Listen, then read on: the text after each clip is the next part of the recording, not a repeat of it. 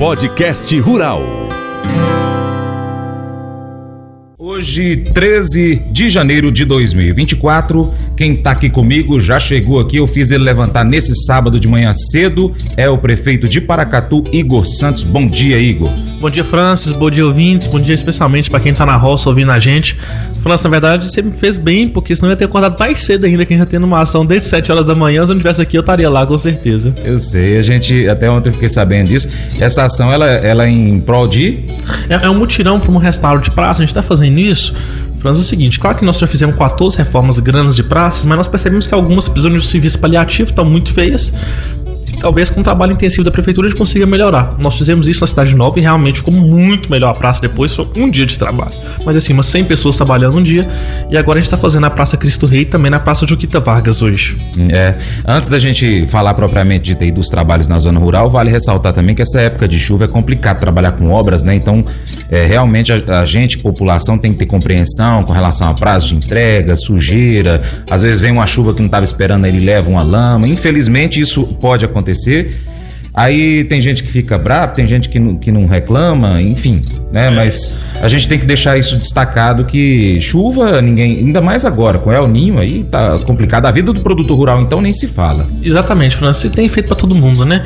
Eu vi algumas coisas, como por exemplo, naquelas chuvas que nós enfrentamos, alguém falando, olha só, a obra da prefeitura da família Santana tá saindo lama. É claro que tá saindo lama, tá sendo uma obra de terra, 4 mil metros quadrados, então o muro nosso, a Escola Chapeuzinho Vermelho, caiu o muro da obra da prefeitura. É claro, como caiu de dezenas de casas. Então, infelizmente, nós temos sofrido tanto quanto toda a população tem sofrido nesse período chuvoso, que realmente está muito mais difícil que os outros anos que a gente acompanhou, né?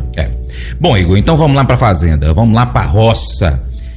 Tem muita coisa pra gente conversar hoje, inclusive tem até uma autorização que, se precisar passar um pouquinho, nós pode passar, tá?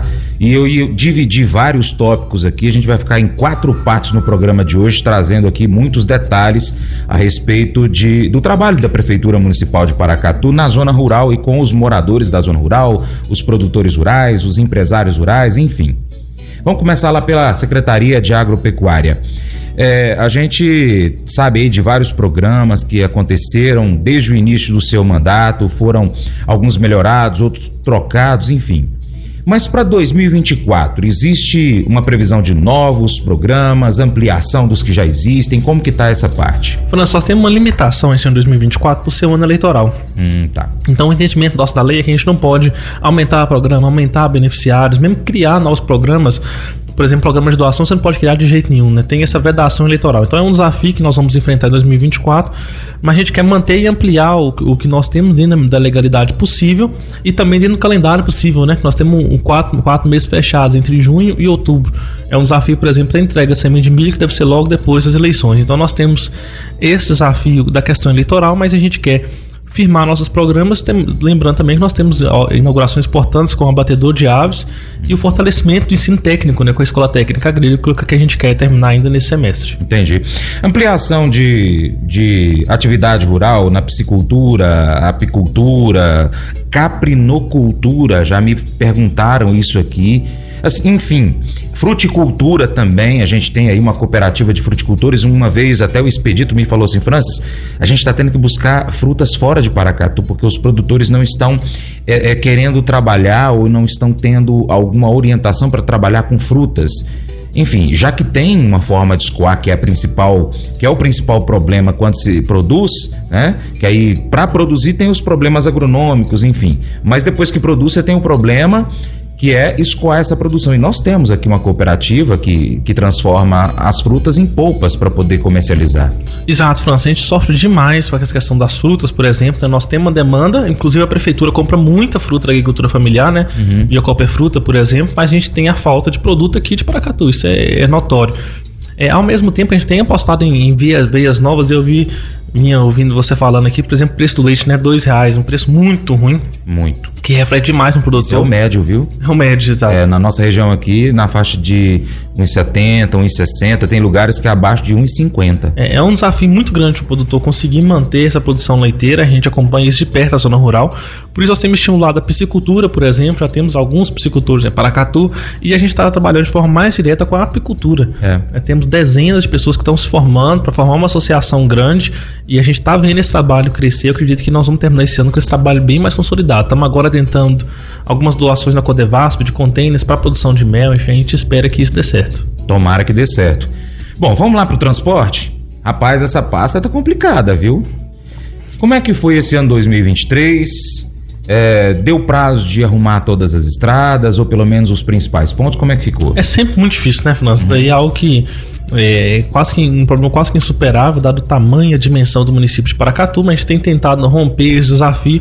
Eu sempre tenho como referencial 2021-22, né, que foi realmente um desastre, a gente sofreu muito. Perto de 21-22 a gente está bem, perto disso a gente tem conseguido, por exemplo, algo que nós não temos acompanhado de forma corriqueira, só aqueles grandes atolamentos, pontos de fechamento, ou estradas em estado de intransitabilidade por alguns dias. Isso não tem acontecido.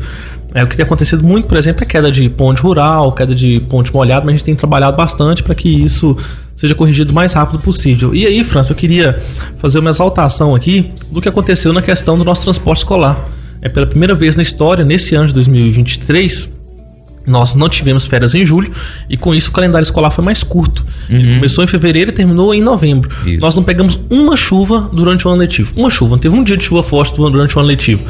Isso daí com certeza está tendo impacto nas estradas agora, porque é menos ônibus transitando durante o período de chuva, os ônibus não estão transitando e também não tem ônibus ao lado, que era um problemaço. Sim. Se a gente tivesse, por exemplo, como sempre teve, aulas até dia 10, 15 de dezembro, nós tínhamos o risco de ter ônibus atolado, e tendo ônibus atolado, nós tínhamos que mobilizar toda a nossa equipe para ir resgatar esses ônibus. Então foi uma mudança que nós fizemos, que eu acredito que deu muito certo. Inclusive, assim que eu tiver com o governador Zema, eu vou dar essa sugestão para que talvez ele aplique em todo o estado de Minas Gerais, que tem essa característica rural, porque é algo que pode ajudar todo o estado. Mas a gente tem trabalhado, tem ampliado investimento em maquinário novo, né? A Aminol, por exemplo, que eu sou presidente hoje, eu estou entregando agora, dia 31, um mandato com 14 maquinários novos. Tem uma expectativa de chegar mais uns 12, 13 maquinários agora através de um senador. Então isso daí fortalece a gente, porque nós temos mais possibilidade de máquina para estar trabalhando na zona rural. Bom, aqui a gente está recebendo até algumas demandas já. Quando fala estrada, começa a chegar a mensagem. Por exemplo, aqui, estrada lá do Ribeirão, que tem quase um ano que não foi para lá. Que chegou pelo Zap da Boa também. Estradas do Batalha, né, a questão das voltas às aulas, aqui já destacando isso, e também aproveitou falando do material escolar. Daqui a pouco, viu, Beatriz, a gente vai falar sobre a parte também do ensino na zona rural, mas a gente está ainda nesse destaque aqui das estradas. Inclusive, prefeito, eu conversei com o prefeito de Coromandel no mês de novembro e ele me falou de uma coisa que eu achei interessante, que talvez poderia ser pensada para Paracatu, que é trabalhar com uma equipe de máquinas que ficasse já numa determinada região mais distante do centro para evitar o tempo do deslocamento das máquinas. E aí acontecia só o deslocamento dos profissionais. E ainda o profissional lá, eu não sei como que é essa questão legal, é claro, mas ele tem aquele prazo que é dentro do horário dele de trabalho, mas ele também poderia trabalhar por produtividade. E isso que causou uma manutenção mais rigorosa, o operador da máquina de olho mais na máquina, e porque se ela quebrar, ele não tem esse adicional de produtividade. Então ele mesmo ajuda a manter a máquina funcionando por mais tempo, porque ele ganha com isso. Talvez é uma coisa para se pensar para Paracatu, algo que funcionou no município, talvez pode funcionar aqui. Lá é 1/3 do tamanho, mas é algo a se pensar, né? França, assim, hoje as máquinas nossas já ficam nas regiões, né? Tá. As máquinas não voltam todo dia, não. A gente vai, deixa na região específica, né? E é exatamente isso, os operadores vão e voltam. E como a maioria das máquinas são alugadas, né? Questão de manutenção e tudo, o pessoal também ganha produtividade, ganha pelo tempo trabalhado da máquina. O grande desafio nosso está na mão de obra. Porque aí a questão trabalhista hoje impede muito a gente fazer o que era feito no passado, onde, por exemplo, o pessoal acampava uma semana numa região e fazia essa região. Sim. Então isso limita, por exemplo, o tempo do dia, né? Mas nós vamos tentar trabalhar e agora com opções novas, né? A gente vai evoluindo, a lei trabalhista também evoluiu com 2017, a gente está tentando achar formas novas de realmente recompensar o pessoal por produtividade, recompensar por trabalho, para que dê mais resultado lá na ponta, dê mais resultado com o produtor rural. Entendi. O senhor falou da questão das linhas escolares, né, que foi assim, algo muito grande, porque tanto não teve as máquinas, os veículos atolados, estudantes ali, já é um sacrifício danado ficar dentro do ônibus por várias horas. E uma coisa que me chamou a atenção no que você falou, que a prefeitura não precisou deslocar uma equipe que estava fazendo uma outra obra para ali desatolar esse ônibus, para depois voltar e dar continuidade naquela obra. Então, a manutenção das estradas pôde seguir mais num ritmo melhor do que se fosse para pausar para esses socorros, né? Exatamente, isso nós vamos ver o resultado a médio prazo, né? De fato, a gente parar de socorrer essas questões urgentes, e às vezes ficava 2 dias e tinha que se parar um serviço, você estava fazendo serviço, por exemplo, no Ribeirão, tinha que parar todo mundo e socorrer lá no Santa Bárbara que o pessoal tinha atolado. Isso era normal. E agora, imagina só, a gente tem 130 linhas de ônibus, né? E agora isso não acontece mais com esse novo calendário escolar que funcionou muito bem, a gente repete em 2024. Manda o seu secretário pra gente aqui nos próximos dias, ainda agora em janeiro, pra gente poder prosear mais.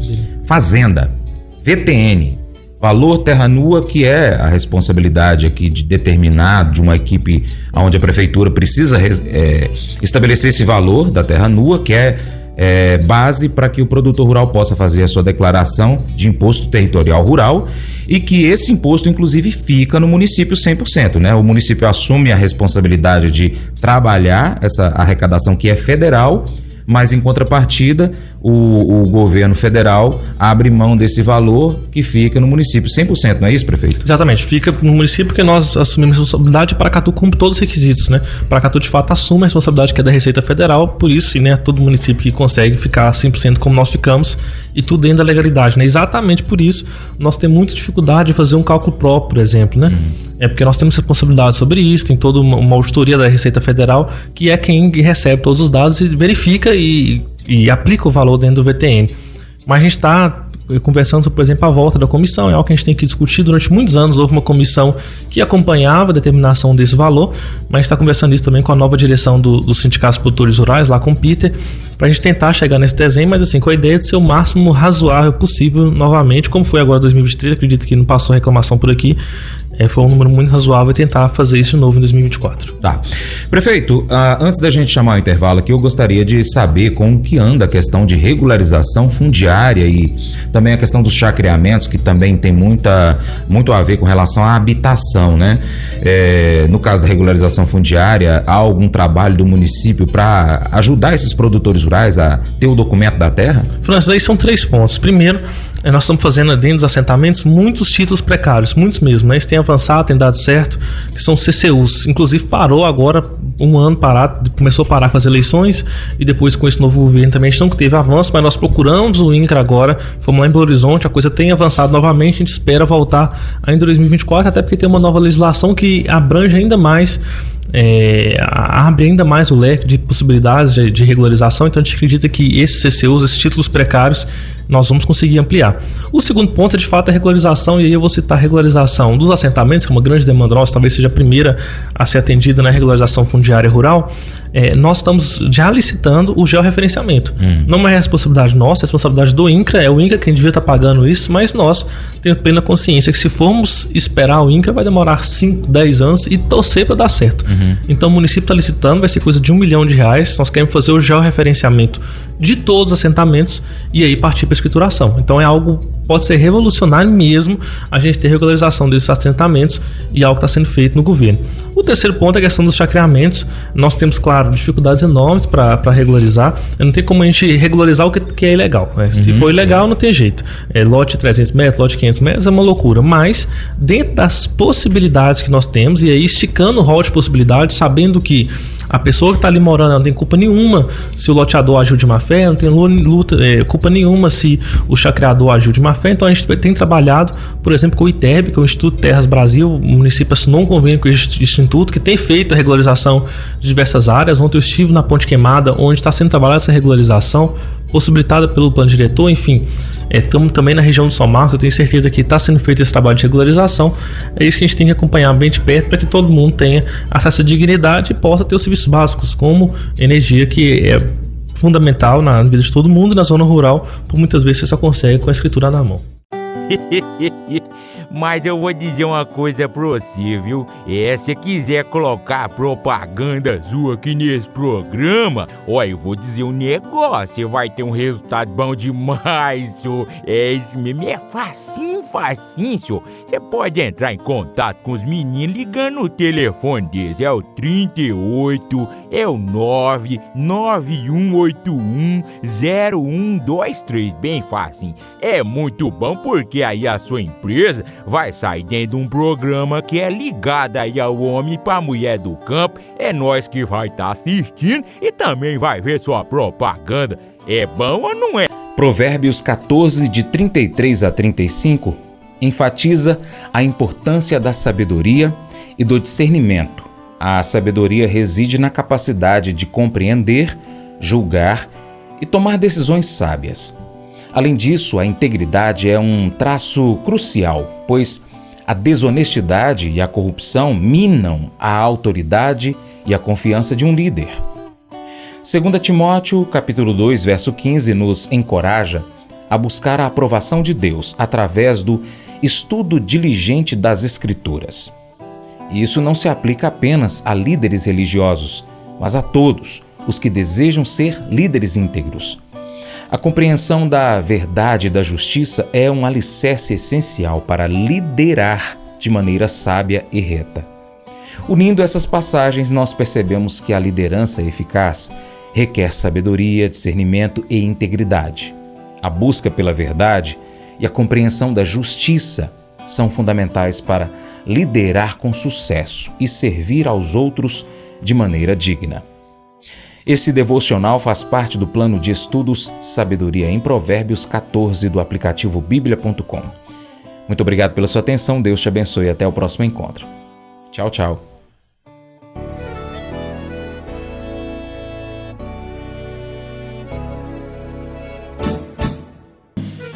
Acordo de manhã para prosear no mundo do campo, as notícias escutar. Vem com a gente em toda a região com o seu programa Paracatu Rural. Tem notícias, informação e o mais importante, sua participação. Programa Paracatu Rural. Programa Paracatu Rural.